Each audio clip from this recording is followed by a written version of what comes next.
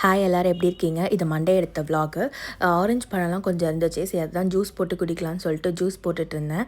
So juice எல்லாமே போட்டு முடிச்சுட்டு நானும் போயிட்டு கொஞ்ச நேரம் கிரவுண்டில் ஒரு ½ அன் ஹவர் வாக்கிங் போனேன். வாக்கிங் போயிட்டு வந்து குளிச்சுட்டு அம்மா காலையில் வந்து பிரேக்ஃபாஸ்ட் பண்ணியிருந்தாங்க. இட்லியும் மட்டன் தண்ணி குழம்பும் பண்ணியிருந்தாங்க.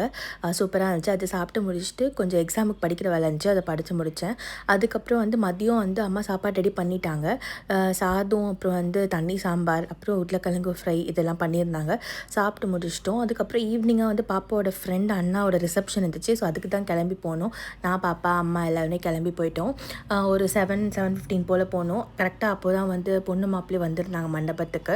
ஸோ அவங்களையும் போய் பார்த்துட்டு கிஃப்ட்டு எல்லாமே விஷ் பண்ணிவிட்டு கிஃப்ட்லாம் கொடுத்துட்டு சாப்பிட போயிட்டோம்.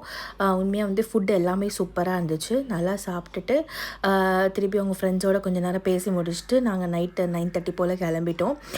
ஸோ அவ்வளோதான். இந்த வீடியோ பிடிச்சிருந்தா லைக், ஷேர், சப்ஸ்கிரைப் பண்ணுங்கள். மறக்காம கமெண்ட் பண்ணுங்கள். தேங்க்யூ.